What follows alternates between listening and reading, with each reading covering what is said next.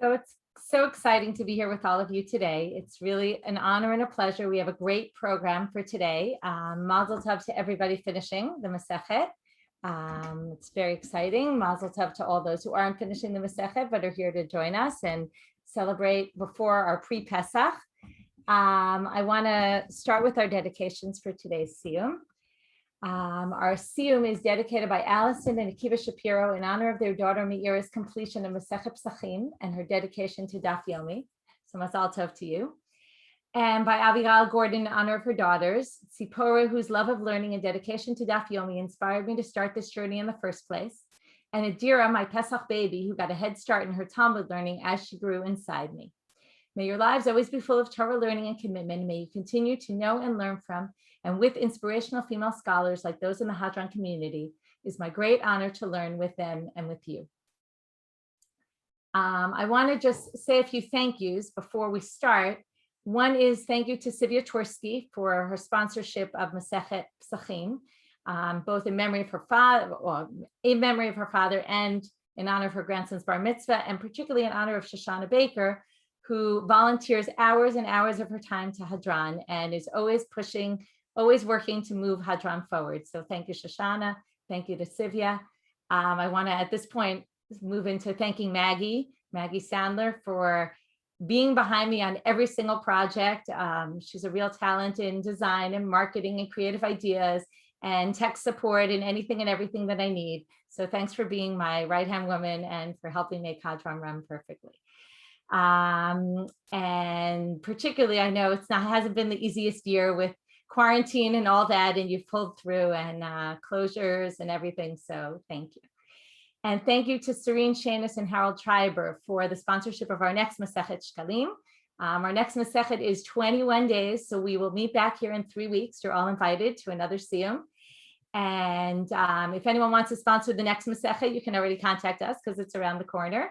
And if you haven't yet joined our circle of friends, we have a huge circle of friends. If you're part of Hadran, you want to join the circle of friends, please do so. All the details are on our website and you can help us with our continued work. Okay, we're going to start with our final daf. We're lucky we have a kind of short daf. So we're going to start at the bottom of Kuf Chaf Amud Bet at the bottom. Hapigul v'hanotal mitamei hayadayim. It doesn't sound like the most interesting of topics, but you'll see, as always take a daf and make it interesting. So pigul and notar, before we even get started, we need to get some basics. What is pigul? What is notar? So pigul is when Kohen has an intent when he's doing the sacrifice, and he thinks that while, for instance, he's slaughtering the animal, that he's going to burn it on the altar at the wrong time, or he's going to sprinkle the blood at the wrong time. That's what we call pigul. It's when the Kohen can mess up with just having the wrong intent, just in his mind, that already can mess up a korban. Notal is when you leave over the meat beyond the designated time. We've already learned in the Masechet a number of times, the different sacrifices, they have different amounts of time in which the meat is left to be eaten. So pigul and notar, according to the Mishnah, mitamei hayadayim. What does this mean? This is a whole different topic, which is if you have pigul or notar meat and then you touch it, it makes your hands tamei. Now, normally tumah doesn't work that way. Tumah is your whole body, but the rabbis said that hands can become tamei from various things for all different reasons. We're not going to get into it now, but for pigul and notar, it was specifically to deter people from getting to this situation. If you're a Kohen and you're serving in the temple, and all of a sudden you touch something that makes you tamei, it's going to be a pain in the neck. You're going to have to go and purify and all that. So you want to basically stay away from that kind of thing. So therefore, the rabbi said, we're going to make certain things tamei hayadayim so that it's a deterrent for the Kohanim to make sure to avoid this kind of situation. So here we're going to start with the Gemara on this. Rav Huna v'Rav Chisda, Chad Amar mishum chashdei kehuna. One said it's because we're suspect of Kohanim. V'chad Amar mishum atzlei kehuna. It's because we're worried about lazy Kohanim. Chad Amar kezayid v'chad Amar kebeitza. One said, what's the requisite amount that causes this meat to? There has to be always, with everything, there's a requisite amount. If you had a teeny, right, we're coming in on Pesach, where Pesach is Chametz any little amount, okay, maybe Rabbanit Pnina will get to that in her talk about why it's such a small amount. I'm not sure. But in any case, normally, in order for something to have significance, it has to have a certain requisite amount. So the rabbi said, either Rav Huna or Rav Chisda, we don't know who said what. One of them said, you need an olive bulk of meat in order for it to, if you touch something smaller than that, not matame yadayim. Chad amar kibetza. One said a kibetza.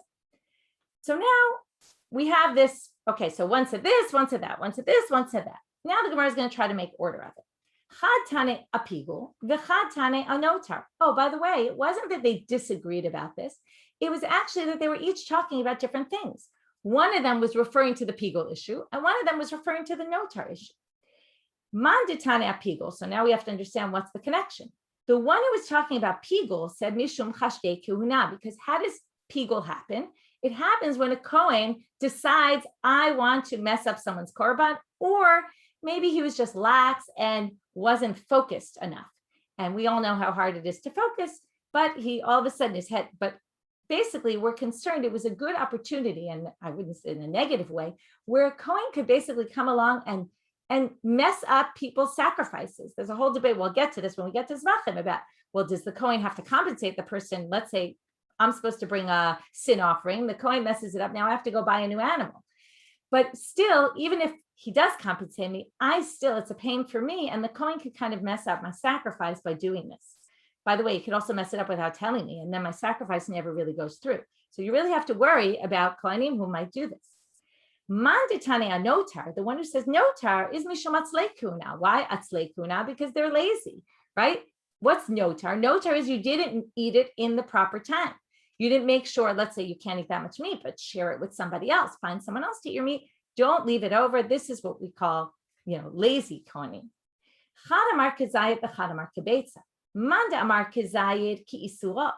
Manda amar kebetza ki tumato. Now we have to take kezayit and kebetza. Kezayit and kebetza are keywords that link into other sugyot that we've seen in the past.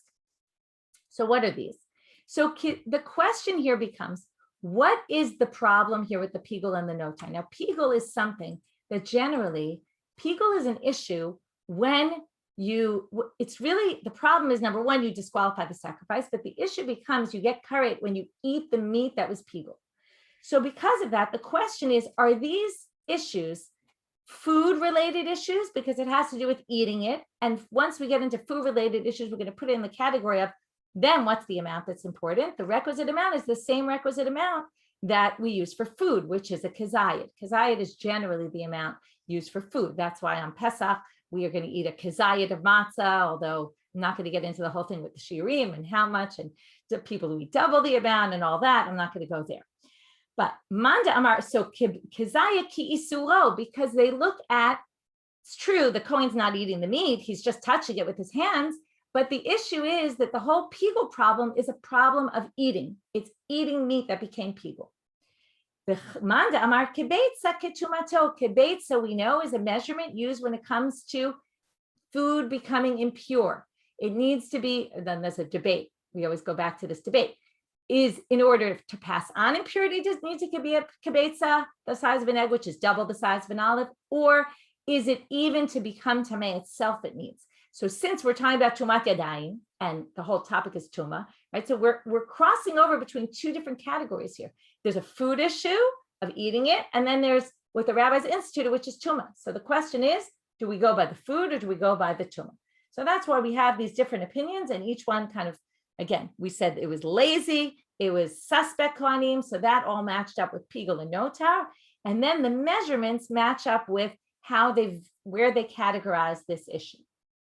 New Mishnah, last Mishnah of the parak. Berach, right, very exciting. Berach berkat Pesach, patar et shel zevach. Berach et shel zevach, lo patar et shel Pesach. Divrei Rabbi Yishmael. It sounds like we went back into bracha. We're talking about blessings here.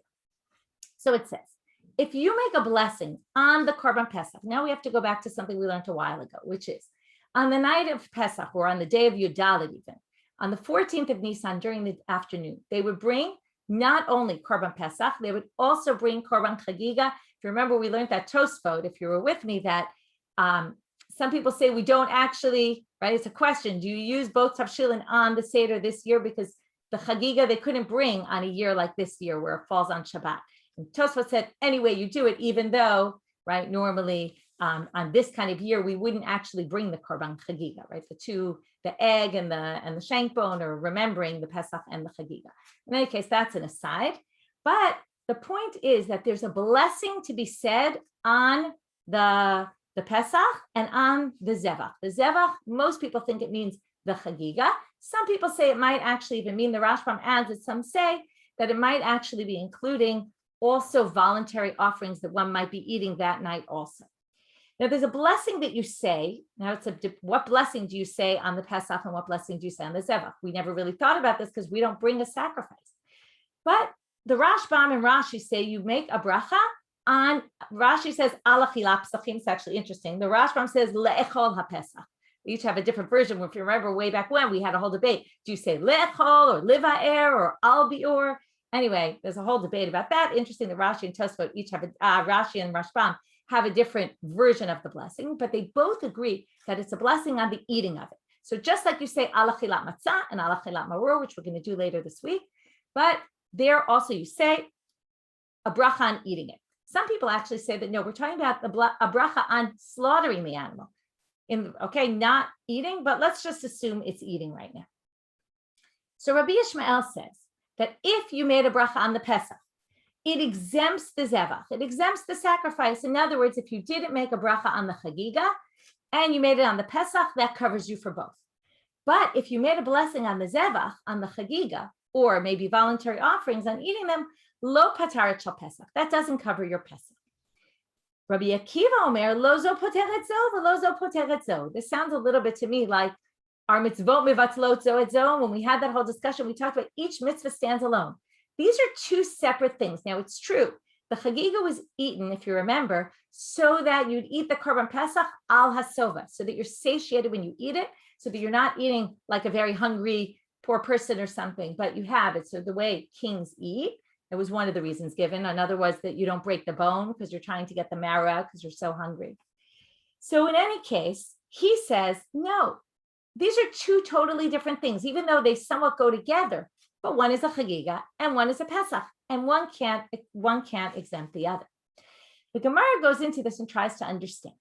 Keshetin Salomer, if you look better into things, you'll see that L'divrei Rabbi Yishmael, Zrika bichlal shvicha, v'lo shvicha bichlal zrika.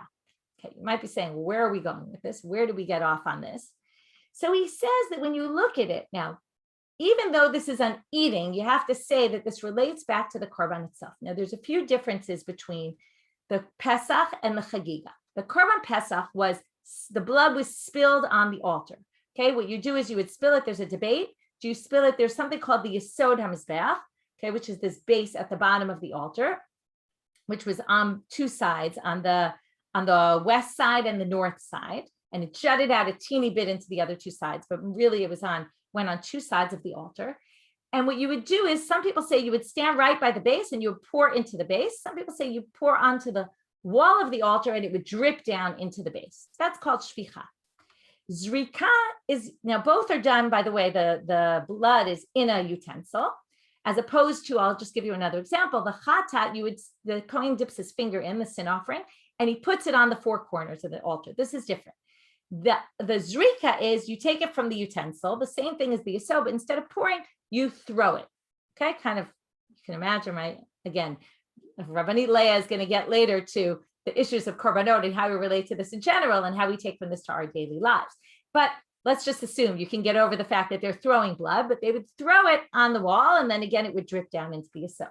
So the question is, how similar are these two actions? So they say, according to Rabbi Yishmael, zrika is included within shvicha, but shvicha is not included within zrika. I thought this was interesting, and I'm not going to go off on this point. I'll go off on a different point soon, but the way we discussed in the beginning of the Masechet, if you remember, I always like to connect back the end to the beginning. We talked about the whole language thing, or la'arba'asa. Remember the whole is or night, is it day, and what's the language used here? Also, we're talking about language. When you use the word zrika, does that include shvicha or does it not?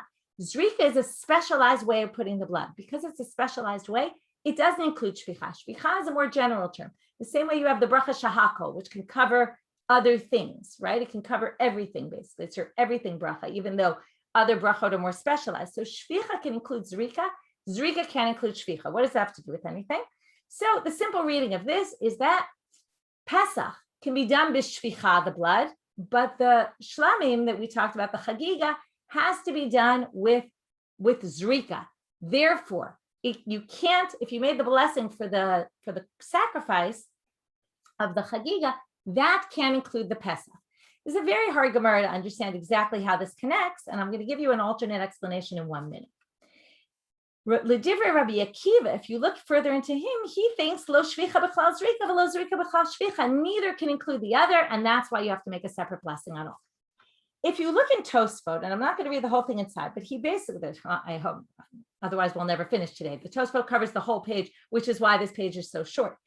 But the point being that Tosfot quotes the Yerushalmi, and Tosfot actually says that Rabbeinu Chaim, he says at the end, has a different version than ours, and he basically says that actually shvicha includes zrika and zrika includes shvicha, and the real issue is not that. The real issue is that what's the ikar and what's the tafel, and this is really a brachot issue, right? If you're eating cereal and milk, so what blessing do you make? You make it on the cereal because the milk is secondary, right? Unless you think that the milk is the most important thing and you're eating cereal just so you have milk, right? Then it all depends on what your perspective is. So the way the Yerushalmi, and on the basis of that, Rabbi Chaim explains our Gemara, which is that what it really means here, the Pesach can include your chagiga because the chagiga is only coming to serve the Pesach. The only purpose for bringing those chagigot, that korban chagiga, is to allow you to eat the Pesach ala sova.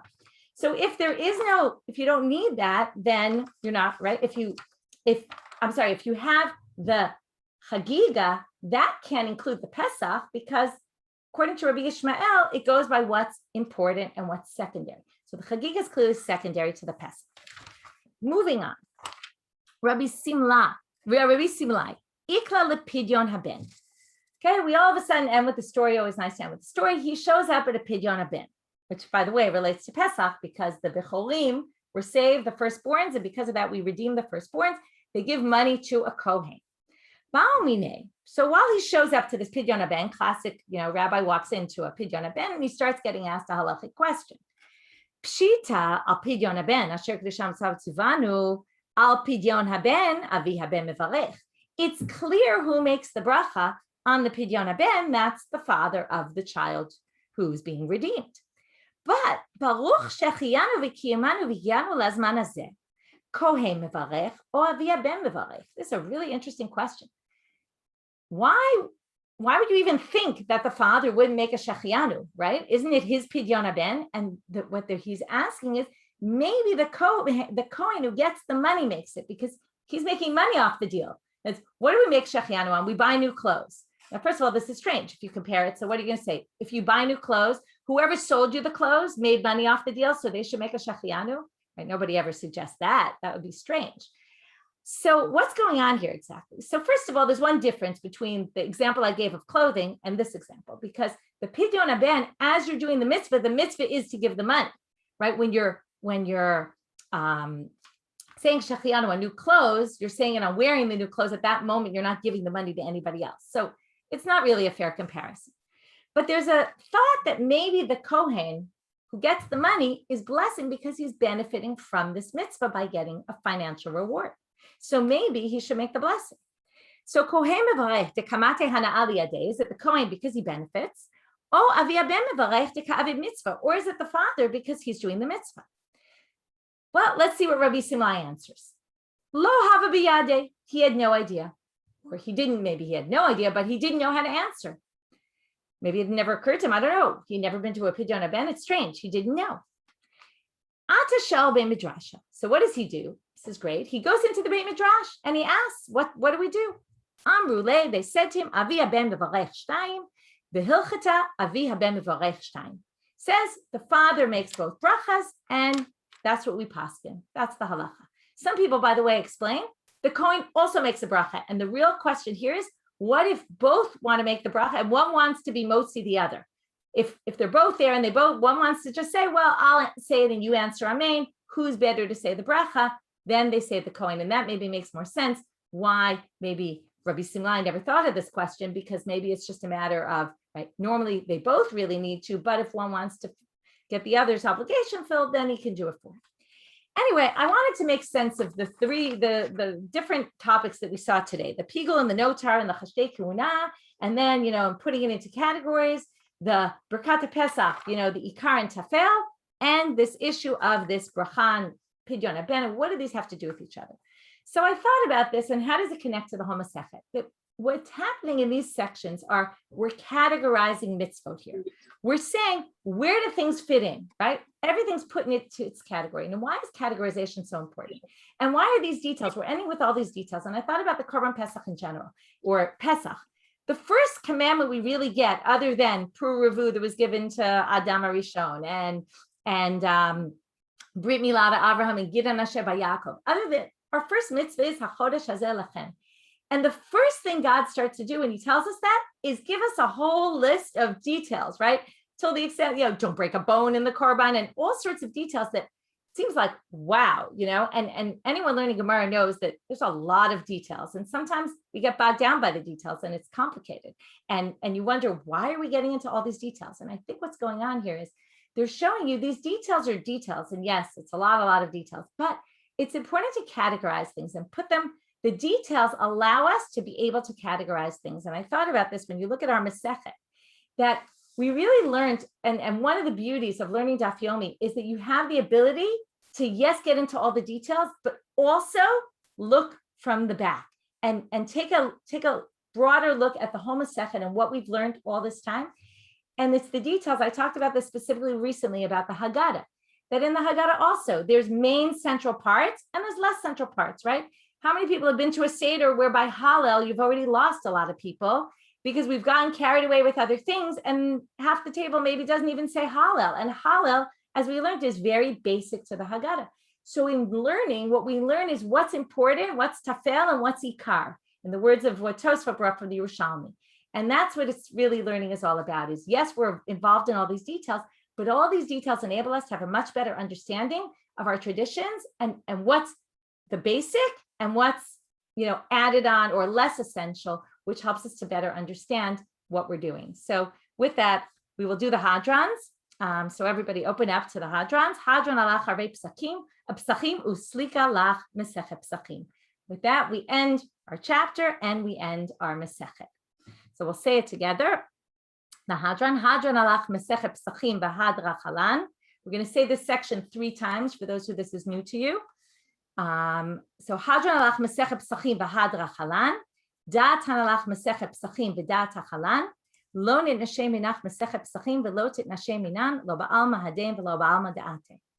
Hadran alach Masechet Pesachim v'hadra chalan. Da'at hanalach Masechet Pesachim v'da'at hachalan. Lo nitnashe minach Masechet Pesachim v'lo titnashe minan lo ba'alma hadem v'lo ba'alma da'ate. Hadran alach Masechet Pesachim v'hadra chalan. Da'at hanalach Masechet Pesachim v'da'at hachalan. Lo nitnashe minach Masechet Pesachim v'lo titnashe minan lo ba'alma haden v'lo ba'alma da'ate. That means we're going to return to you and we will learn you again.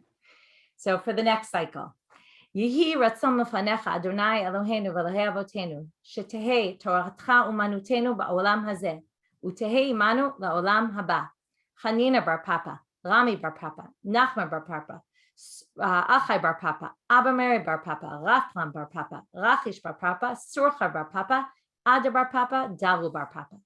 Ha'arev na Adonai Eloheinu et divrei Toratcha befinu ufipiyot amcha beit Yisrael v'niyeh kulanu anachnu v'tze'etze'enu v'tze'etze'ei amcha beit Yisrael kulanu yod'ei shemecha v'lomdei Toratcha me'ovai techachmeni mitzvotecha ki la'olam hi li yehi libi tamim b'chukecha leman lo evosh la'olam lo eshkach pikudecha ki bam chiyitani baruch ata Adonai lamdeni chukecha amen amen amen sela va'ed. Yehi ratzon lefanecha Adonai Elohai v'Elohei Elohai kashem shazartani l'sayem Masechet Pesachim ken ta'azreinu להתחיל מסכתות וספרים אחרים ולסיימם ללמוד וללמד לשמור ולעשות ולקיים את כל דברי תלמוד תורתך באהבה. וזכות כל התנאים והאמוראים ותלמידי חכמים יעמוד לנו ולזרענו שלא תמוש התורה מפינו ומפי זרענו עד עולם. ויתקיים בנו בהלכך תנחה אותך, בשופרך תשמור עליך, בהקיצות היא תשיחך. כי בי ירבו ימיך ויוסיפו לך שנות חיים, אורך ימים בימינה, שמאלה עושר וכבוד, אדוני עוז לעמו ייתן, אדוני יברך את עמו בשלום.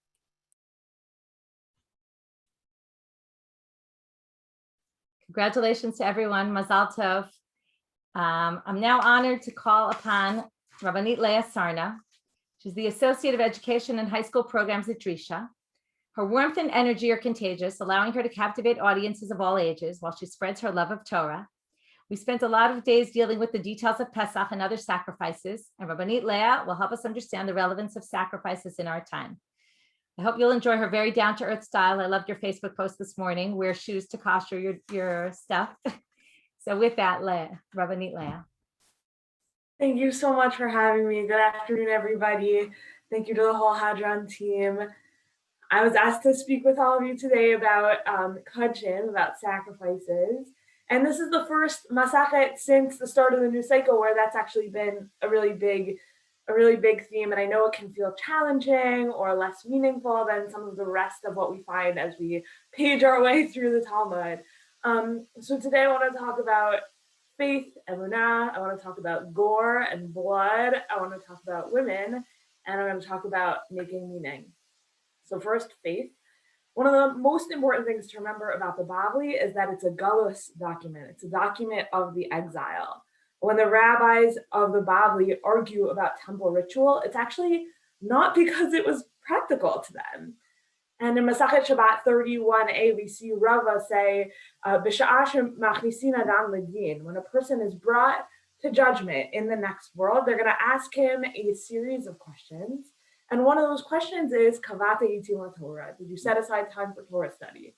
And good news for me and for you is that the answer to that is yes, if you are here. Good job. But another one is, Tzipita Yeshua, did you anticipate the redemption? Did you anticipate the redemption? When the rabbis of the Talmud sat around arguing about the details of sacrifices that they had never seen with their own eyes, it's an incredible act of faith in the coming redemption, an act of faith that we carry forward as we too continue our study of Kodshim, of the laws of sacrifice. It's a belief that those laws could become relevant again for us at any moment. Okay, so now let's talk about how bloody korbanot are. Let's talk about the gore. Rav Kook wrote in Limvuchei Hador that in the Messianic future, when all people are vegetarians, we will only bring menachot, we'll only bring grain offerings to Hashem. And that's lovely, obviously.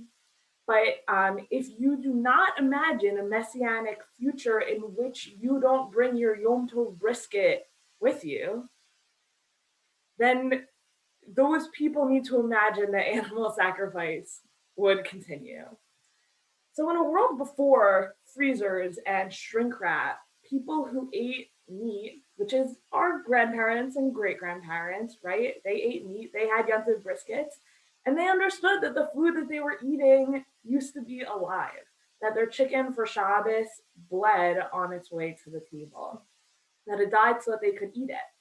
And in temple times, with animal sacrifice, the animal's death would actually stand for more than just our own culinary pleasure.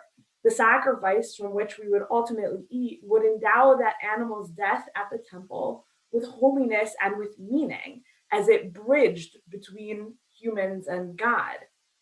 And now we treat animal meat as if it grew in shrink wrap on the grocery store refrigerator aisle, and that might protect our sensibilities, but ultimately it actually desensitizes us to the life that was taken, and it numbs us to the seriousness of what it means to enjoy meat at our Yom Tov table.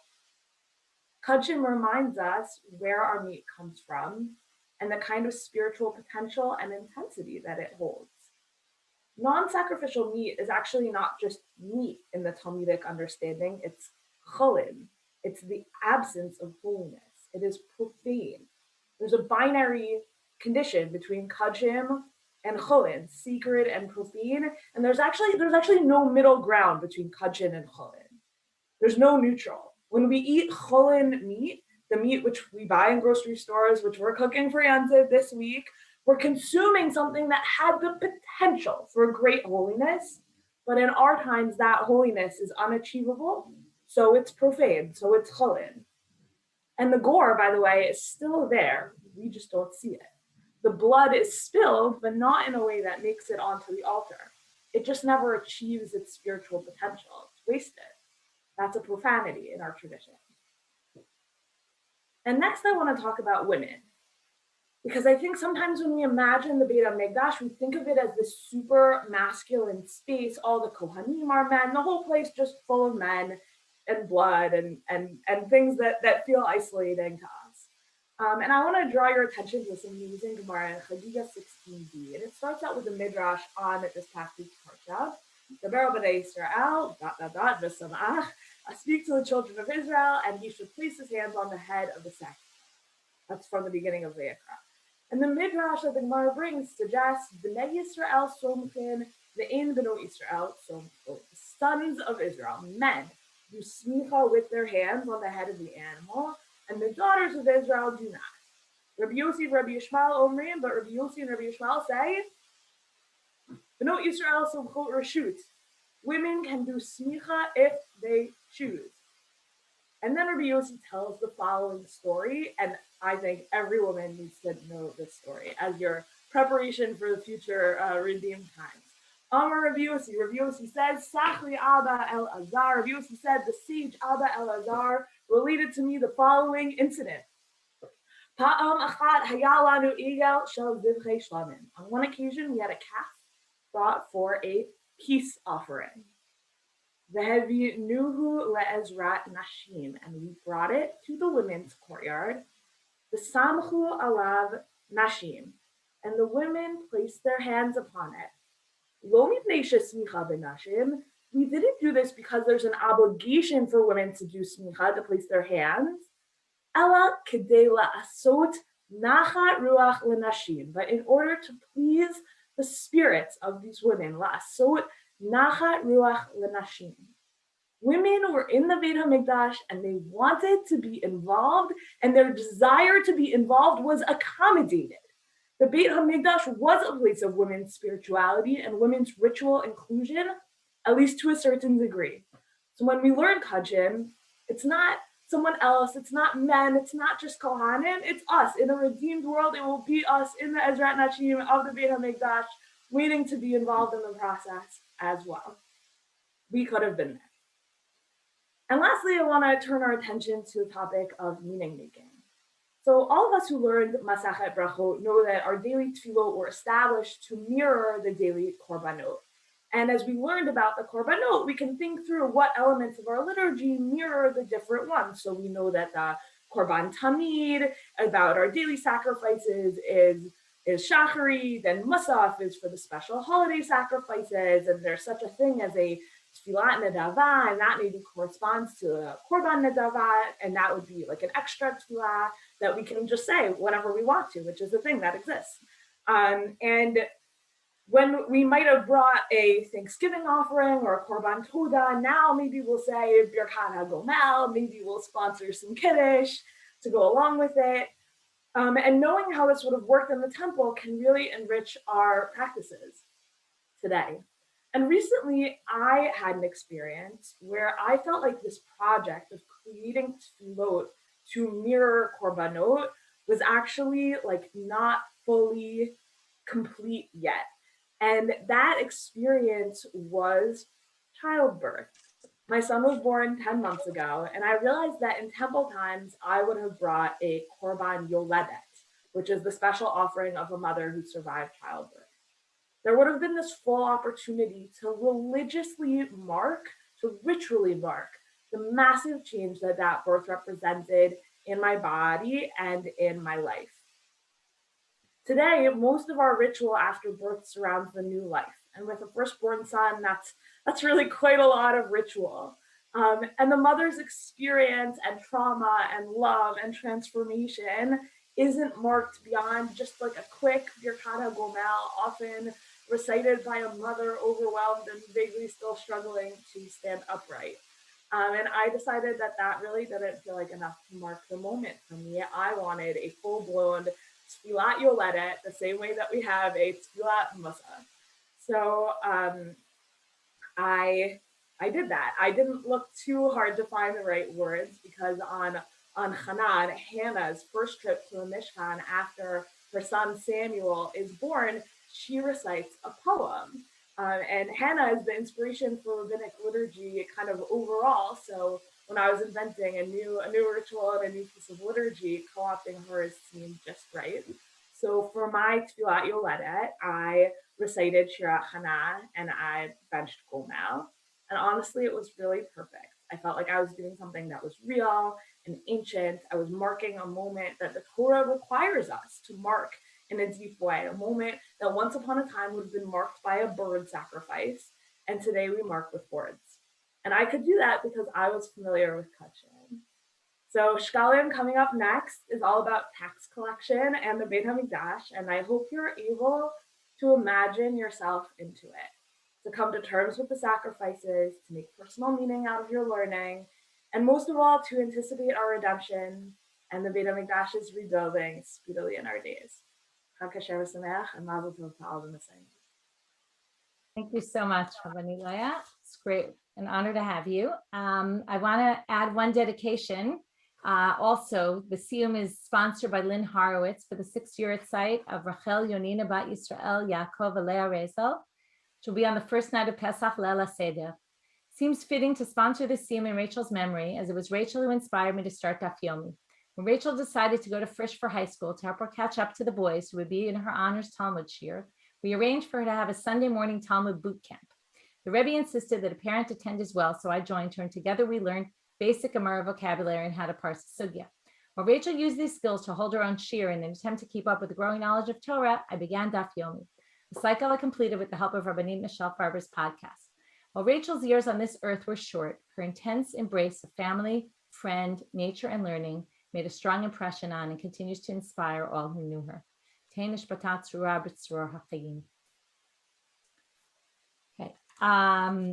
Now I have the honor to introduce Rabbanit Dr. Pnina Neuwirth, whose name is known not only in Israeli circles, but also on the international scene.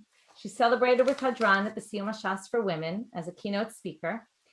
And through the study of Pesachim and Parshat Shavua, we recognize a sensitivity to the issue of Chametz. What is this unleavened bread that we need to remove from our lives for a week or when we enter the Mikdash? We welcome Rabbanit Pnina to share with us her insights about the nullification of Chametz in your heart. Erev Tov, everyone. What an honor it is for me to be here along with you. I hope you can see the source sheet. Do not worry, we're not going to study all of the source sheet, just 80% of it. Okay, so as a starting point for the discussion, I'd like to read some of the most amazing words of the Gemara that appear in source number 3. How amazing is it to celebrate this Siyum on the same week, mamash b'shavua shechal bo rega lifnei the celebration of Leila Seder. And here come the most perplexing words of Rav Yehuda, which triggered the minds of so many commentators in source number 3 in the Gemara in Masechet Pesachim Daf Vav Amud Bet, in which the Gemara highlights the 2 basic elements that we today use in order to abolish the Chametz, to do Bi'ur Chametz. We know that Bi'ur Chametz starts with our hearts, right? It starts with a decision. We have to decide to do Bitul, to abolish the Chametz in our minds, in our hearts. But along with that, we also need to do a bdika. We need to check and look and physically make sure that our house is clean of Chametz. And the major question that is highlighted in this Gemara in source number 3 is, what is the connection between those 2 elements, between those 2 actions? The abolishment of the chametz in our minds, and obviously the physical abolishment of the chametz doing the bdika. And says Rav Yehuda Amarav, habodek tzarich shivatel. If you do a bdika, if you physically look for the chametz, it's not enough. You still need to do bitul chametz in your heart. You have to make an aware decision to abolish the chametz. Why? What's the reason behind that? So there are many excuses given to this Gemara, but I want to focus on the explanation that is given by Rava. Continues the Gemara and says, Amar Rava, Gzera Shema Yimtza Gluska Yafa V'Dat Elohe. Says the Gemara, there is a hypothetical possibility that even if you check and clean your house at the end of the day, sometime during Pesach maybe, you may find a roll or some other piece of chametz, could be a piece of cake, and you would like to eat it, but because you haven't abolished the chametz, then you have a problem. Says the Gemara, well, so what's the problem? Even if you haven't abolished the chametz beforehand, now that you have seen this, you can now abolish the chametz. And answers the Gemara, in other words, answers the Gemara, the problem is that if you do not do the bitul on time before isur chametz, then eventually you may reach a situation in which halachically the chametz is not considered your possession. You cannot do bitul chametz for the chametz anymore, but it is still existent in your house, and you may even have the passion and the will to eat it.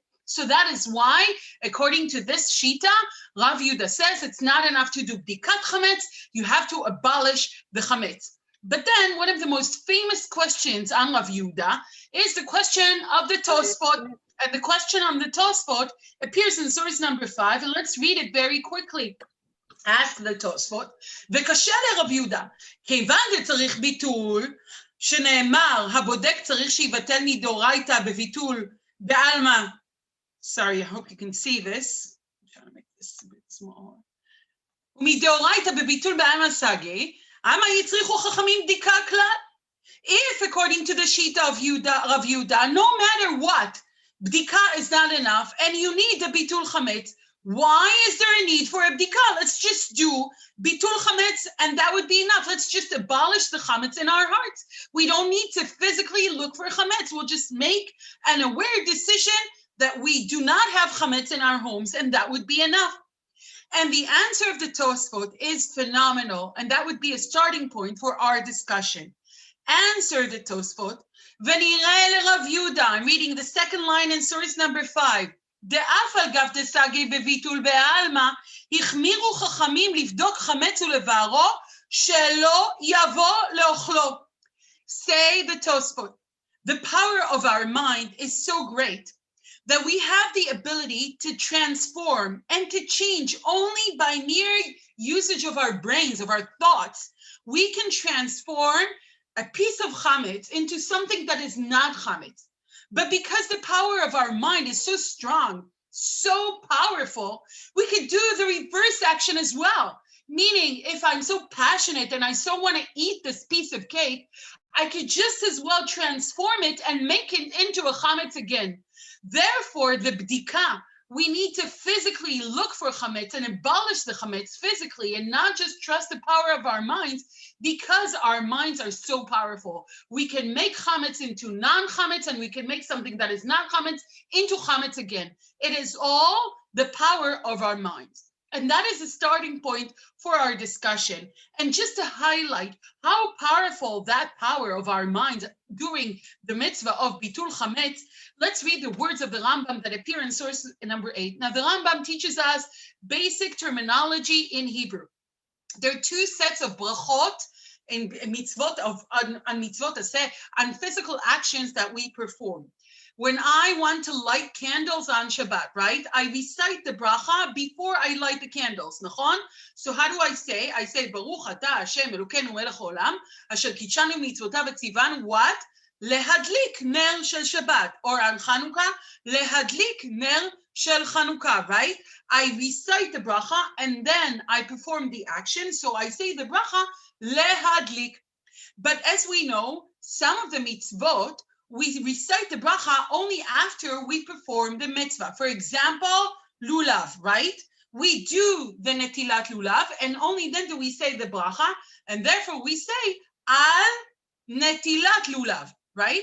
If I were to say the bracha before performing the action, I would have said litol lulav. Nachon asher kishan mitzvotav tzivanu litol lulav. But we say al netilat lulav because we have recited it.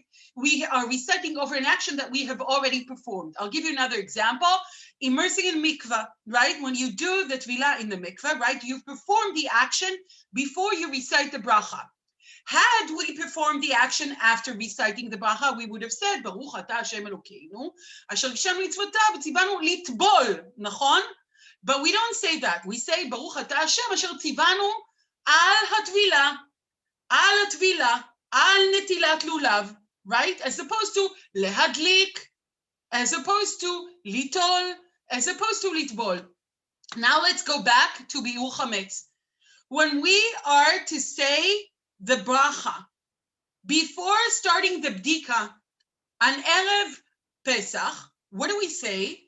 Baruch atah Hashem Elokeinu melech haolam asher gishem mitzvotav v'tzivanu al biur chametz. Now, as we all know, we say the bracha before we perform the action. It's before we start looking and seeking for the chametz.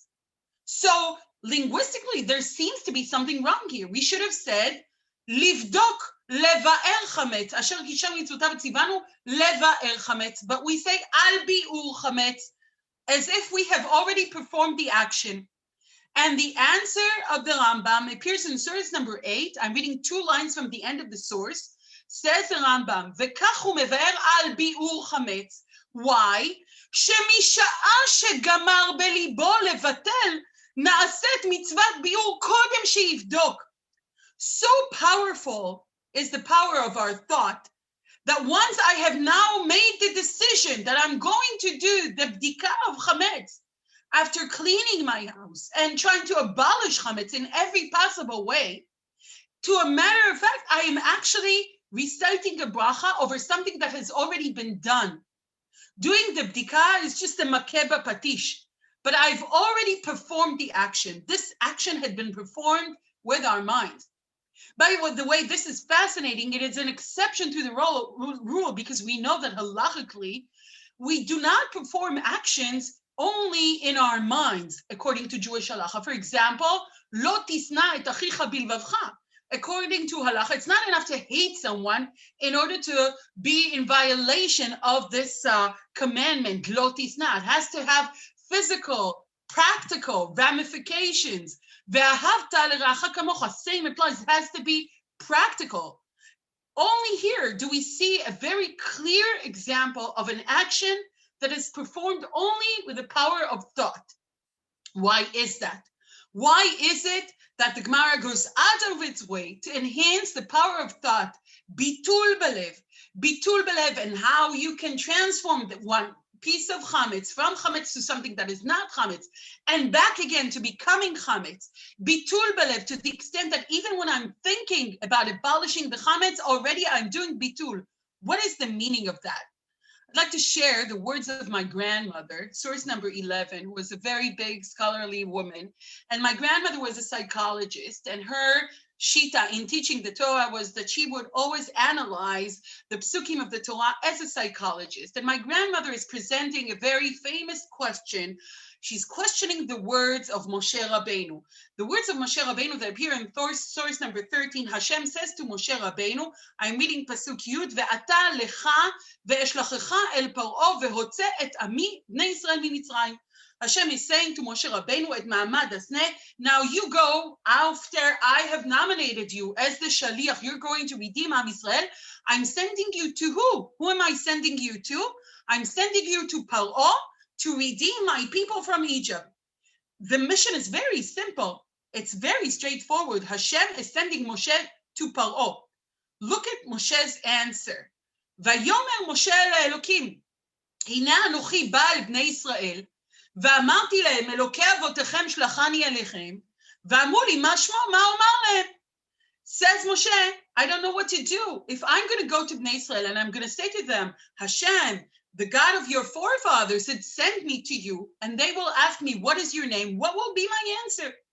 But this is a very, very surprising question on behalf of Moshe Rabbeinu. Because as we have seen very clearly before, Hashem never sent Moshe Rabbeinu to Bnei Israel. Hashem sent Moshe Rabbeinu to Paro. So why is Moshe bringing up Bnei Israel? So that's the question. It's a very famous question. Let's read the words of my grandmother and her analysis and her answer. Source number 11, I'm reading. הדברים תמוהים מאוד, מי ביקש ממשה ללכת אל בני ישראל? Who asked Moshe to go to בני ישראל? הרי הקדוש ברוך הוא אמר למשה, רק לך אשלחך אל פרעה. השם sent him to פרעה and not to the people. אבל לא ציווהו ללכת אל בני ישראל. He doesn't need to ask the permission of בני ישראל to redeem them out of Egypt. He needs to ask the permission of פרעה. I'm skipping to the third line in source number 11. נראה מכאן יסוד גדול בחינוך. This is a major, powerful message in education. והוא, לעולם אין אפשרות לשכנע אחרים בדבר, אם המשכנע עצמו או שלוחיו אינם משוכנעים בעצמם בצדקתו. You will never be able to convince anyone of something that you're not convinced about. We will never be able to convince Paro to redeem Am Yisrael out of Egypt if Bnei Israel are not convinced that they want to be redeemed out of Egypt. And in her words, אם בני ישראל אינם משוכנעים שהם עומדים להיגאל מהשעבוד הנורא, איך ישתכנע פרעה? Paro will not be convinced. It has to come from them. On this night, when we abolish the Chametz, we have to be convinced that there is no Chametz in our lives. It has to come from us. By the way, this is the pshat of the Ketuv. Going back to the pshat of the Ketuv describing the abolishment of Chametz, I'm skipping to Perek Yud Gimel, Pasuk Zayin. It's the final line in source number 2. As you see, it's very clear. The Torah goes out of its way to explain to us in pshat of the Ketuv, and by the fact, according to our sages, this is the source to the concept of Bitul Balev, the fact that we abolish Chametz in our hearts. Lo yira'eh, source number 2, I'm reading the final line. Lo yira'eh lecha chametz. You cannot have chametz. Velo yira'eh lecha seor. This repetition, lecha, lecha, it has to come from you. It's not about the physical abolishment of chametz. It's about the aware decision not to have chametz in our lives. Very briefly, I shall end with the words of Rav Soloveitchik that appear in source number 12. And let's just read this very, very quickly. I'm reading source number 12, second line, the end of the second line. Says Rav Soloveitchik, Ha'adam haboger, the mature person, hu ma'asi yeter al hamida, we're too practical. Rationali michdei sheyiftach בתחושותיו ובשאיפותיו האינטואיטיביות. We are too rational to trust our instincts, our intuitive feelings. Impersonali, מכדי שיוכל לחוש בחוויה החיה של האחווה עם האלוקים. And I will even say, we have become too cynical to lose that sense of intimacy with Hashem. הוא גאה יתר על המידה. We're too proud. וגאוותו מורכבת מעובדת מעורבותו בתהליך של צמיחה, עלייה והתקדמות. It is our lives who make us too proud. It is our lives that make us, form us into something that is like chametz, which seems to be complete, mushlam, that has risen. Says Rav Soloveitchik, from this we derive the message of bitul balev. It has to come from us. We have to make an aware decision that we are mevatlim chametz, in order not to have chametz in our lives. He says we should feel like a child again, to choose to lead intuitive lives closer to Hashem, and to leave that cynicism aside on this night of Erev Pesach. And with this message of Bitul Balev and the power of our thoughts, I leave us. I wish us all a Chag Sameach v'Kasher, besorot tovot beramat haklal v'aprat. Thank you so much. Wow, very deep thoughts. Definitely food for thought. I want to introduce her education for 929 English. She has a remarkable way of balancing her love and passion for family, her teaching and running and tennis, as we know, with a dramatic twist that makes you wonder where she has the time.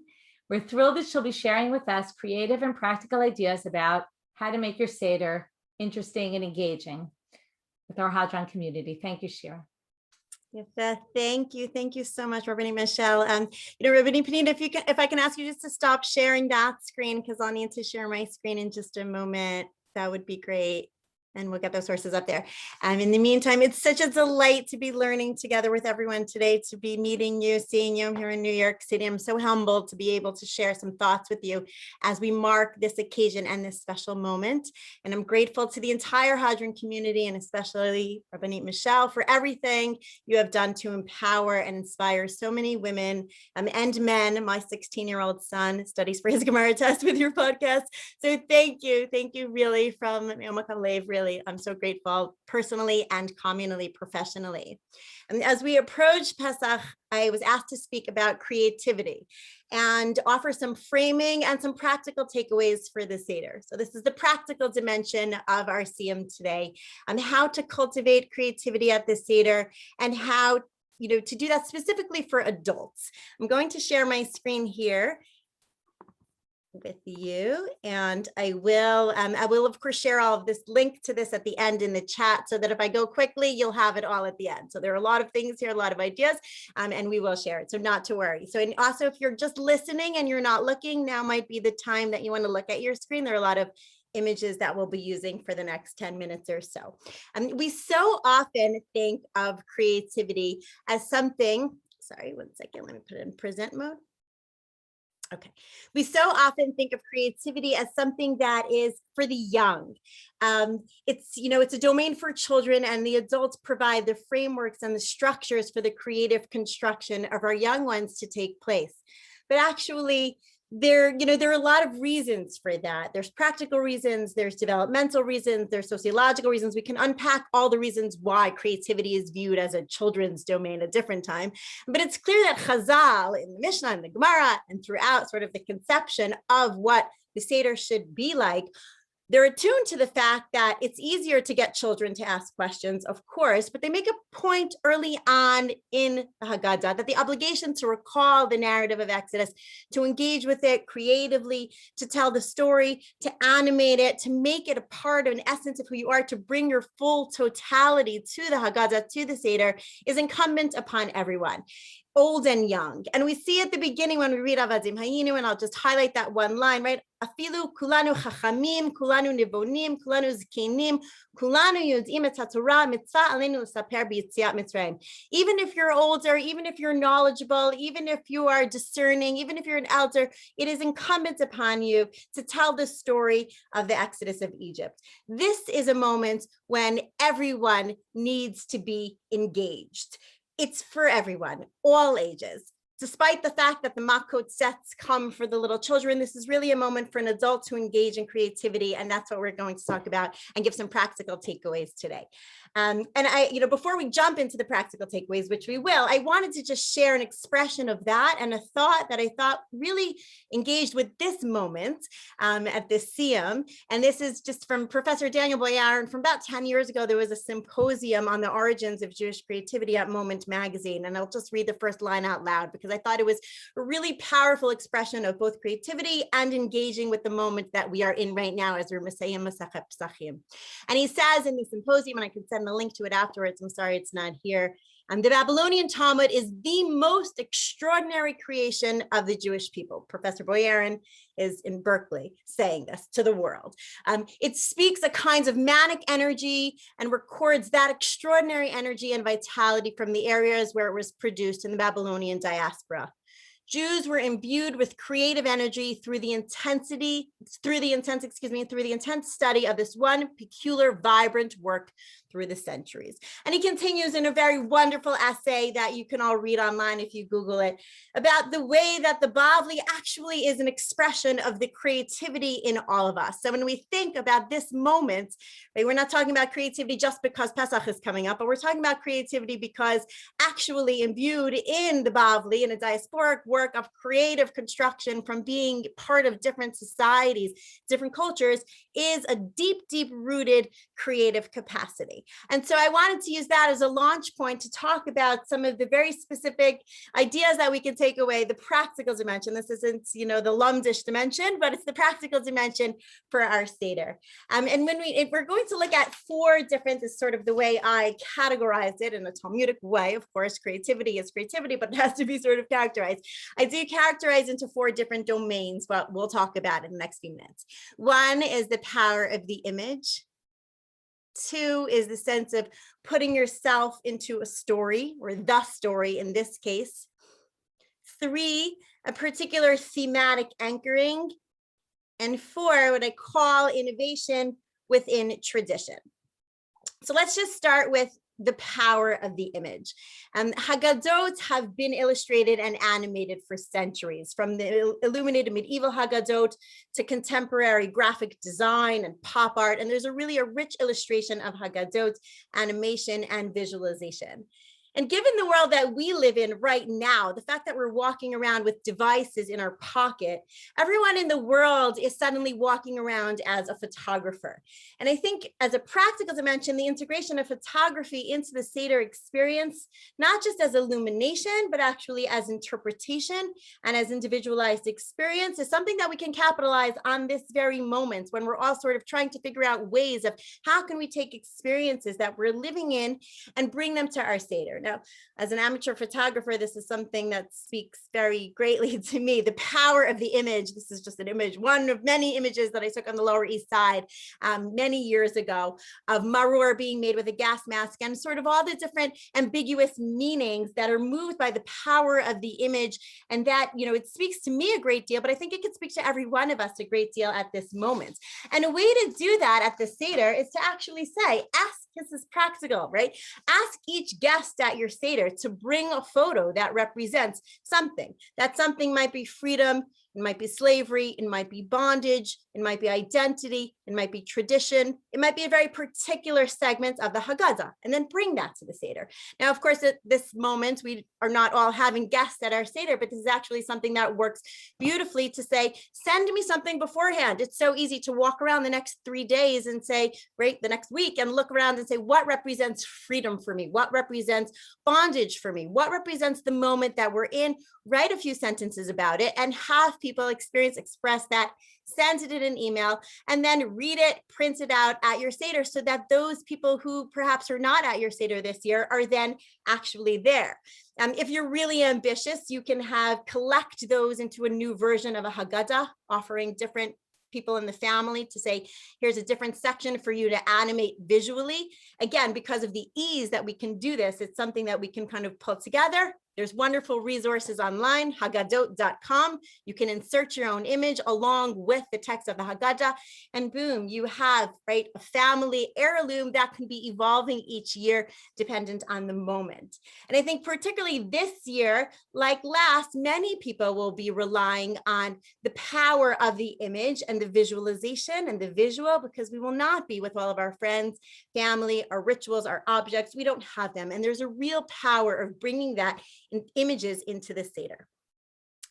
Practical idea number 1, right? Have everybody take pictures this week. I've done it in all different contexts, and it's been quite interesting. For me, the image of bondage goes back to New York City last year at the end of March, when I walked around empty streets of Manhattan and saw locks on museums and locks on parks, right? I think there's a real power in bringing the moment into the moment that we are in.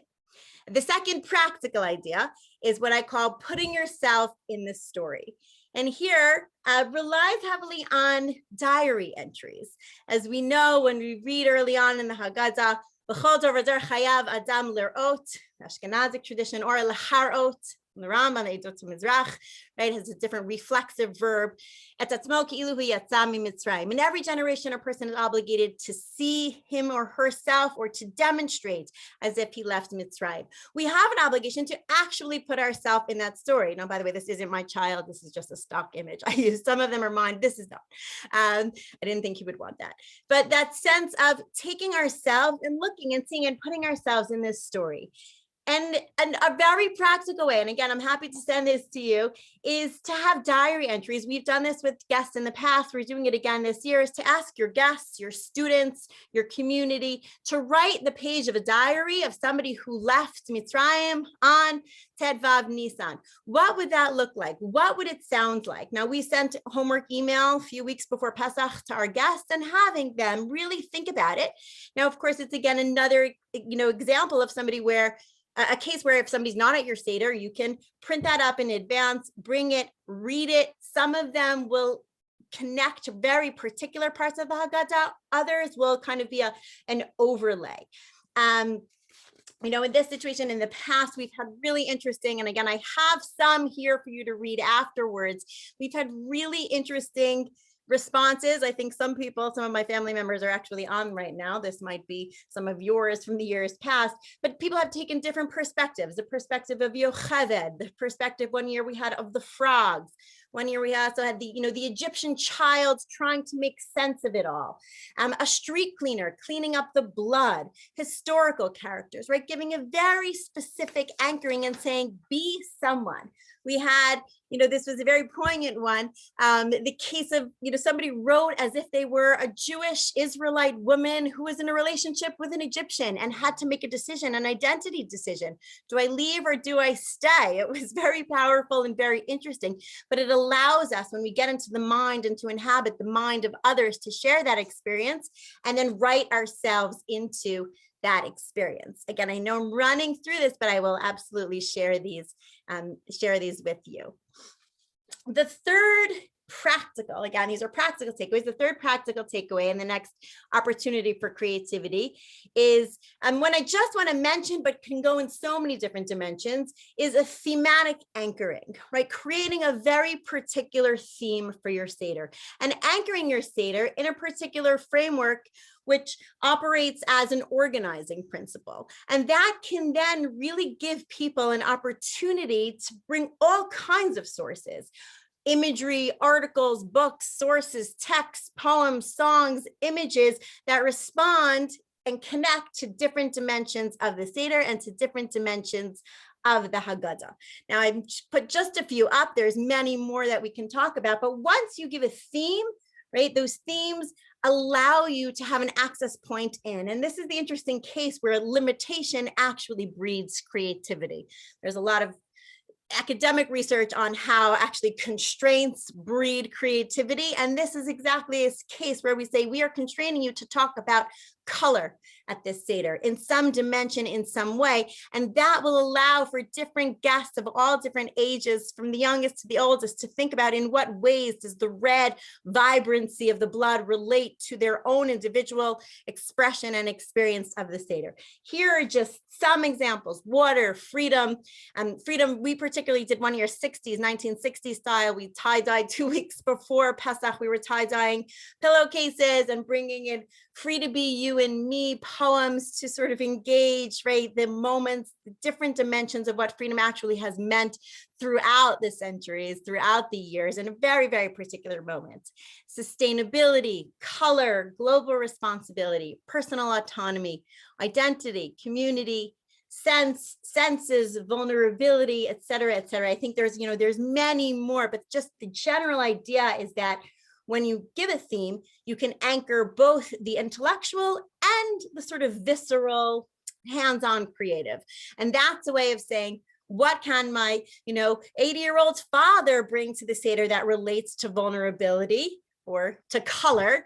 And then my 6-year-old son can craft something in that same color scheme, and it brings together all the different dimensions. I think sometimes that's the hardest, is thinking about all the different ages that we have at our Seder. But anchoring in a theme allows for so many different people to bring their experiences, their expressions, and their voices to the common text. And finally, the last sort of thematic construct that I want to offer as a takeaway is what I call innovation within tradition, or perhaps, engaging our moment within the lens of other moments. Now, as we know, the Seder is so much a part of a continuous process of innovation, anchored in the depths of tradition. It's taking a text, exploring it, building upon it, giving the very particular moments and individualized experiences. And something that we have done in the past, again, I'm drawing from my own experiences. I'm not a formal, right? This is not formal. This is just from my own life. Something we've done in the past with our own children, and actually last year when it was just our children, is that we asked them to look at older Haggadot, right? To look at different Haggadot and collections from around the world and bring different ones that they found interesting that relates to a very particular moment in time. And we were lucky, we have this volume of Professor Yosef Chaim Yerushalmi, Alav Shalom, from Columbia originally. And this is a wonderful volume that has plates and representations from the last 500 years of Haggadot from the Judaica collections of Harvard University and of the Jewish Theological Seminary, with a bit of description. So we were able to give to our 15-year-olds and 17-year-olds and our little guys and say, look at this, right? Tell me something from history that speaks to you, and bringing that moment into our moment. And I wanted to share two plates, two renditions from that my children selected. So this is what they did last year. And the first is from the Haggadah Beit Hashita, which is kibbutz founded in 1935. And this is their Haggadah in 1947. I thought it was really powerful on their Halach Ma'anya illustration. It depicts a communal Seder in the kibbutz dining hall. That kind of gives you that sense of like, that's what a Seder is like in 1947 on a kibbutz. And what was so powerful about that is that just 10 or 15 pages later, we also see a very dark expression of bringing yourself into the Haggadah. And this is a poem, a very heartfelt poem about losing a world, about people in grief and anguish. The author of this poem was Yitzchak Katzenellenson, who was a Hebrew and Yiddish poet and dramatist who unfortunately perished in Auschwitz. And his poem made its way, I don't know exactly historically how, but it's made its way into this Haggadah in the Kibbutz Beit Hashita. And that sense of, on one page, you can have the entire community in the kibbutz mess hall and the dining hall experiencing that sort of excitement, enthusiasm, and revelry. And just 10 pages later in the Haggadah, really recognizing the depth of tragedy and human loss in an artistic way through this poem was a profound when I saw that juxtaposition. That's just one example. Another example, and we'll close up in just a minute, was something that I found in a Haggadah from Italy in 1560, the Mantua Haggadah, which in many ways has Ashkenazic sort of resonances to it, and it brings a tradition from Denmark, but it does we have this very interesting depiction, and we have the pictures up here on the page of the Arba Banim. The Chacham is pictured, and in the lower left, you see the full page here. And in his spirit, he descends from all sort of older manuscripts of Haggadah illustrations, in which the wise son has a long beard and he's sitting with his cap, and that's the Chacham, right? That's the depiction of the Chacham. But actually, and this is something that Professor Yerushalmi points out, I don't know, yes, no, I thought, take it for what it's worth, it's kind of interesting.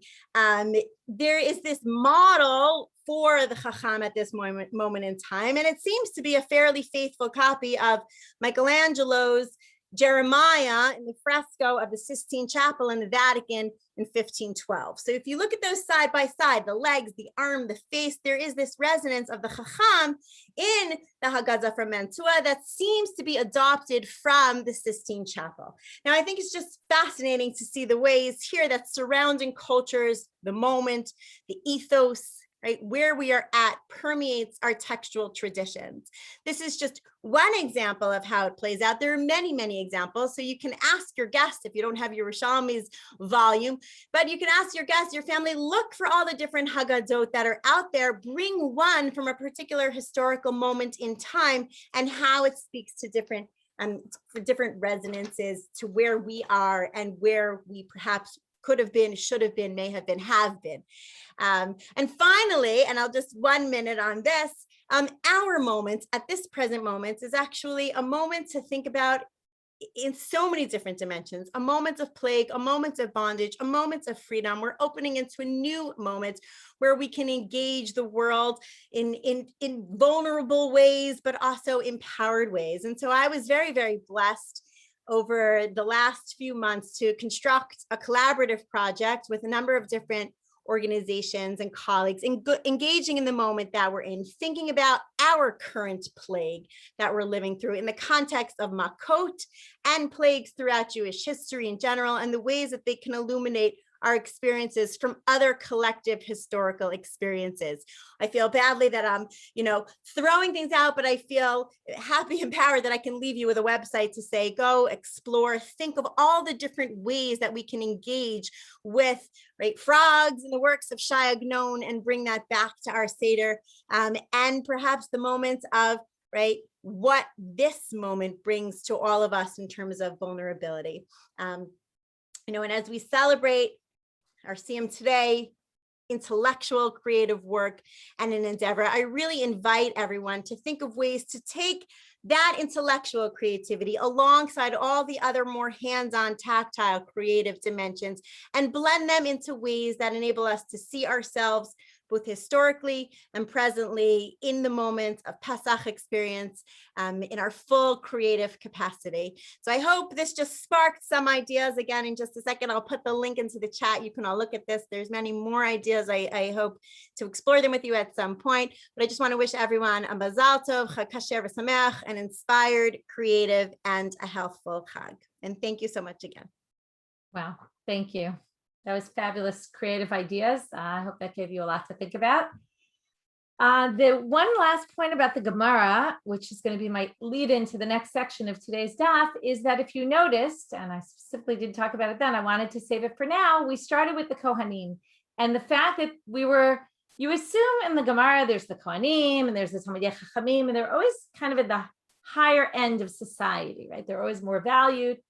And in our sugya, we have something very different. The Kohanim, all of a sudden, we're suspect of them. They're lazy. Then we get to the rabbi. He goes into the Pidyon Haben. They ask him a question. He doesn't know the answer. And where does he go? To the Beit Midrash. And that's my way of saying to all of you who are here that the Beit Midrash is where things are happening. And we have an amazing virtual Beit Midrash here with people from all around the world. We've created something that is so unique that we're able to share our thoughts with each other and our ideas through this virtual Beit Midrash. And I really appreciate that you've brought me into your lives and you've brought your lives into mine. And I love hearing from people. The richness of the learning is all because of everybody who's part of it. And for the questions that I get and the comments and the ideas and the thoughts and the things that go on in the WhatsApp groups and the communicating between people. And if you're not part of our WhatsApp groups, you should join them because it's a way to really share your ideas with people. And for that, I want to start kicking off this next section, which is dedicated to our communities. We also expanded our community this year by this last few months by having a skills class for those who don't necessarily learn Daf Yomi, although also people learn Daf Yomi, but who want to take a once-a-week class that's a more in-depth, and we grew our community that way. So we're going to hear both from a speaker from the Daf Yomi community and a speaker from the skills class community. And before we do that, we're going to kick off with a video of where do you learn your Daf Yomi? The much waited for video.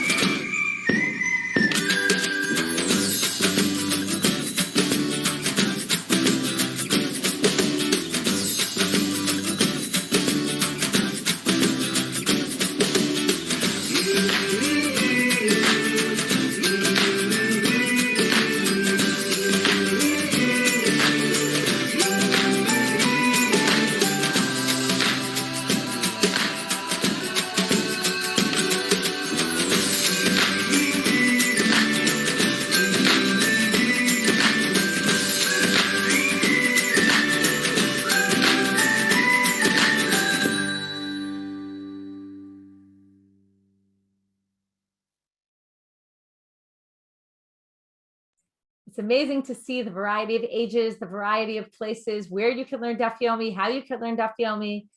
So with that, we're going to invite our next speakers. A Tanakh teacher from Michigan, Amy Stein, joined us over a year ago to celebrate the Siyum HaShas with her daughter, Sima. I said a variety of ages, so we now have a mother and daughter team. And other girls from Farber Day School even came to my house and I got to meet them.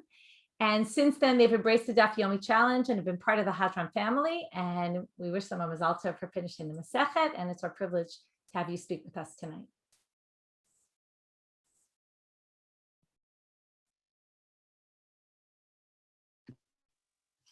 Thank you so much. And I still remember your cookies.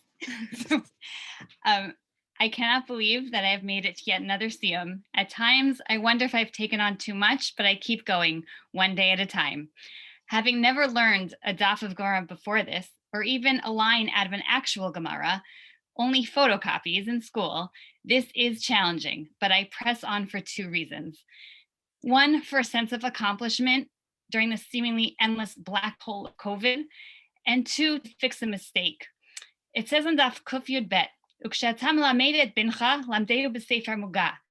Ma'hi amar Rava v'tema Rav Misharshia b'chadita. Shabeshta kevan da'al al." Make sure to teach your child out of a sefer that has been corrected and bears no mistakes. The Gemara asks, why do you need to use a correct book? Rava answers, because when you learn something new, it is important there are no mistakes. Because once a mistake enters the mind, it is very difficult to set right. When you learn something old, the mistakes are already there. The Ben Yehoyada says that it should have been obvious that you need a correct book. But what the Gemara is actually asking is, why does the requirement mention specifically for your child and not for yourself? Rava's answer is that sometimes for yourself, the mistakes are set in. So making sure the book is correct will not help very much. But for your child, there is a chance for them to start fresh. So you need to make sure they are looking at a corrected text with no mistakes. I look at Sima, my daughter, and can say we taught her out of a Sefer Muga. She will still make mistakes, but the Sefer that we have put in front of her is Muga. It is corrected. She has opportunities that I didn't have, and now I'm trying to correct for myself. I am proud that she has also taken on Daf Yomi, and I'm in awe that due to her education, she can do it with far more ease than I can. On Daf Tet, we encounter something that is pretty uncommon in the Gemara, an Amora who changes his mind. One thing that is commonly understood about learning Gemara is that it helps start thinking by including many different opinions and including evidence for and against every opinion. It is clearly not just a book of laws with one viewpoint. On the other hand, usually when a viewpoint encounters evidence against it, the Gemara will defend the viewpoint against the evidence, no matter how unlikely the defense. So to me, it was interesting to see an Amora change his mind. At first, Rab Acha Bar Yaakov believes that Rabbi Yehuda held that media writes out one could eat chametz owned by a non-Jew on Pesach. However, later he changes his mind and realizes that Rabbi Yehuda did not mean this. When I see different viewpoints, evidence for both sides, and even the ability to change one's mind, it helps me learn about keeping an open mind and realizing how much more there is to learn in Torah and about the world before forming absolute opinions. This is why I so appreciate starting Daf Yomi the same time as my mom. I've always been raised to learn Gemara. For my mom, it was something new and she had the courage to make a change. That's an attitude about growth and learning I hope to learn from her and the Daf as we continue learning for years to come. Thank you so much for being with us. It's great to see you again since the Siyum. And for our last section, as I said, we're honored to have Professor Susan Handelman, who's a professor of English literature at Bar-Ilan University. She's published many books and won several awards for her teaching. She dedicated herself to taking the rigorous 10-week skills course and has much to contribute from the time dedicated to studying with Hadran. We wish her a special mazal tov for completing the program and for all those women who completed the program. As I said, this is not just a Siyum for those who finished the whole Masechet, but those who finished that 10-week grueling course of Chavrita time and breakout rooms and meeting women from all around the world with range of skills of backgrounds and having chevritot and engaging in conversation. And it's something new that we started that we hope to continue and have a number of series. It was a partnership with Drisha, which was an excellent partnership. And we had one in Hebrew and one in English. And we look forward to having you join. It sits online, by the way. So anyone who missed the course can make it up anytime you want. It's a basic course. We'll be coming out within a few weeks. Also a summary of all the things that we accomplished in the course, and it's thanks to Maggie, it was very professionally run. And please, if you haven't gone there, you can access the course at any point. So we're honored that the Professor Handelman has agreed to share her remarks about the course and some insights. Susan. Thanks, Michelle. It wasn't grueling, it was a pleasure. So I'm really honored to represent, what was it, about 150, 200 women in the course. And to talk about what I was asked to talk about was my own Talmud journey and say something that inspired me in the class. And I'm supposed to keep this to 4 minutes, and I think it is. And I'm doing that by doing it through these photos. It was Bashert that Shira talked about the power of images and photos. We didn't coordinate it, but here they are. I thought about it before. And I asked the marvelous Maggie Sandler to put them all up together because they all interact. They're all interconnected. And there are my Hadran. And they're my Hadran for the skills class. As you'll see, they represent it on many levels. So we just did the Hadran, and the Aramaic word means return. We say, we're going to return to you. You didn't forget us, and we won't forget you. It's not the first time that I learned Talmud. I studied it academically. I wrote about it some. But that was very different from yeshiva-style learning. And I would sum up yeshiva-style learning in the skills class with a wonderful story I read. So a yeshiva bacher wants to ask a question to his Rebbe in the class. And he says, Rebbe, I have a question about the text. And the yeshiva Rebbe answers, it's not a text, it's your mother. And that's all the difference. It's an intimate, familial, personal, ongoing living relationship. And I had a taste of that kind of learning when my generation, the generation of the 60s, who, yes, we're doing all the tie-dyes that you mentioned in your presentation, Shira, when we fought for that right to enter that discourse, Orthodox Jewish feminism. So speaking of generations, here are the pictures that are going to summarize what I want to say in my 4 minutes. The two on the left are my grandfather, Shmuel Katzen, and my grandmother, Freda, who came to Chicago around 1900 from Lithuania, from Kovno. But I never knew them because they died in the late 1930s, and they raised 8 children. My mother was the youngest, and they had to go to work to support the family. He was a Talmid Chacham, but what kind of profession was that in America? However, they absorbed from the home and respected it. Now, on the right there are my grandmother Freda's candlesticks that came with her from Kovno to Chicago and were given to me when I made my return to Judaism, which got lost amongst his children in the 70s when I made that return. And I carefully packed them in my hand luggage on my Aliyah flight, and they're sitting on my Shabbat table here in Jerusalem. I have my virtual background behind me. I live a few miles from the Kotel, and I light them every Friday night. That is Hadran, because they came back to Israel. I came back to Israel. But what happened to my grandfather's Talmud? My mother would tell me her job on Fridays were to polish those candlesticks for Shabbat. And her memories of my grandfather were she'd come home from public school. They couldn't go to Jewish schools. And she would see him bent over the kitchen table learning Gemara every day. And he was a Talmud Chacham, and the rabbis of Chicago would come and they would sit and discuss Gemara.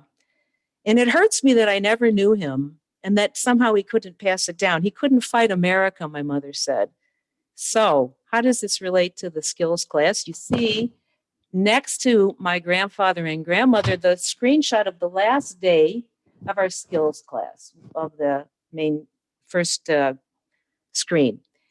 And I thought of him so often during that class. And I thought how he would marvel that he had a granddaughter living in Jerusalem, speaking Hebrew, and studying his beloved Talmud, which none of his children, let alone the other grandchildren, let alone the next generation, most of whom unfortunately intermarried, how he would marvel at that. That's a Hadran. I returned to his Talmud, and it returned me to him. And not only that it's a Talmud learned and taught by women. And I was talking to him through that learning. My grandmother, Frida, there, she didn't have the opportunity. He was her Hebrew tutor. And I was so impressed by Pnina Neuwirth's grandmother, but that's so unusual. So she knew Hebrew, unlike most of the women in the shul, but she was raising 8 children. Where could she learn? Now look at the picture just below them. And I'm challenging you to guess what that is. Think for a moment. Okay. That is the photo that accompanied the article in Haaretz, the big liberal Israeli Hebrew newspaper, it's like the New York Times here, of the first big Hadran, the Siyum Hashas L'Nashim that Michelle put on about a year and a half ago, January 2019, in the International Convention Center in Jerusalem. There were thousands of women there. It holds 3,000 women. And up in the balcony were hundreds of midrashah girls screaming and cheering. And I remember Raheli Sprecher Frankel had to tell them to be quiet. You know, in my day in the 60s, I'm a 60s generation, the girls, adolescents, girls screamed for the Beatles. They didn't scream for the Talmud. I was amazed. I was amazed. Now, how did I get into that picture? Someone sent it to me the day after. I was seated up close to the stage where all the photographers were. And as I looked at it, I said, I think I see why he focused on me and why they made that the main picture for the Hadran Siyum Hashas L'Nashim. Because guess who I was thinking about? Look at my face. I'm smiling and I'm kind of beaming. And yes, I was thinking of my grandfather. And I was feeling him around me.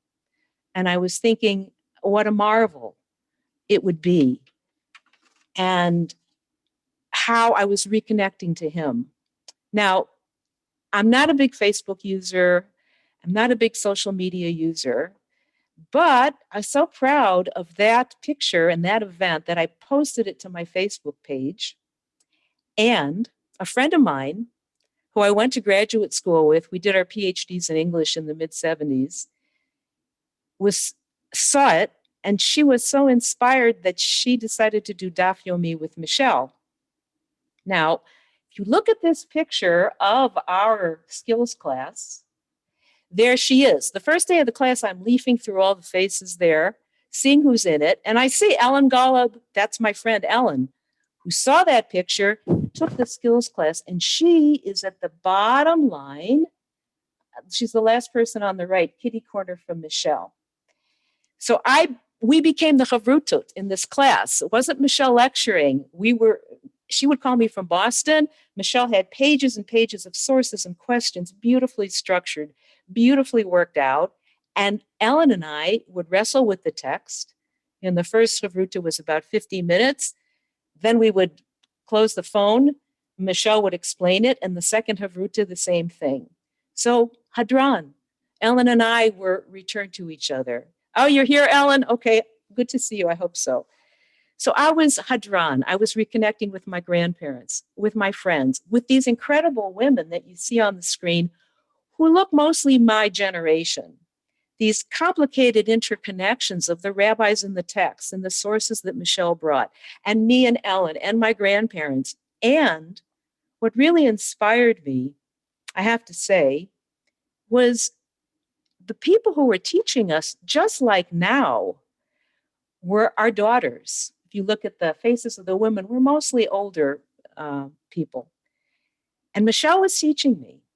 And my generation, we fought for the right to learn and founded those institutions. But we didn't have, like Amy and her daughter Sima, who Bashir just came before me. That's exactly it. And they said it. We didn't have the opportunity to learn like you did in those institutions, which were set up. We could dabble. So the skills class was a great opportunity for all of us to learn from our daughters. And finally, last week, and you just saw that beautiful video that Maggie did, I'm sure. So Maggie sent out this request, would you please send where you learned Gemara? And I'm not a big tag it and put it on Facebook and Instagram. It's really not me. But it made me think, yeah, where do I learn Gemara? And guess where? The kitchen table, where my grandfather would learn Gemara. I kind of snatched my Daf Yomi learning between snacks or meals or whatever, and I catch up with it on Shabbat. So I'm so moved by learning from the next generation, from you, Michelle, as what you brought and how you took the torch and how you carried it forward. And it's a Hadran. It's the daughters returning the mother's Hadran to the Gemara, to Talmud. So thank you and Hag Sameach.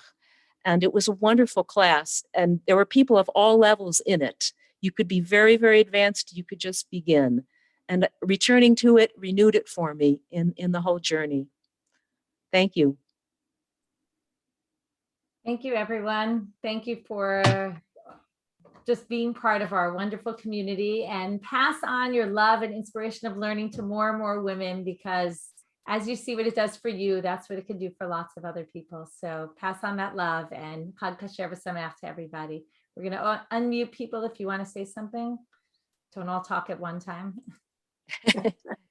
Awesome stuff, everyone. I wanted to say thank you to Shira specifically.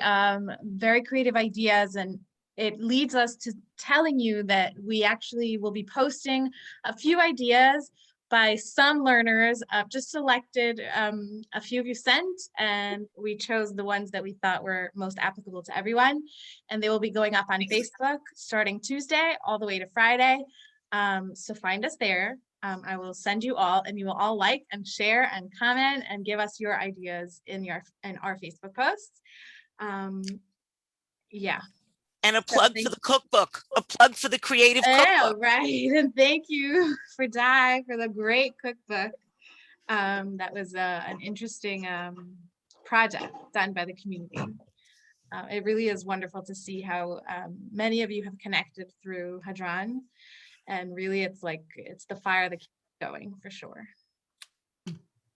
We're going to put up a printable PDF this week.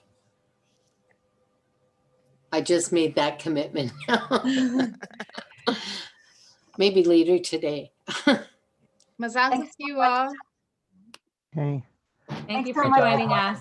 Debbie, was that you in the picture too? Yes, it was. I recognized you. Yeah, Debbie's there. Yeah, I am. I didn't see myself. Michael saw me. Mazel tov, everybody.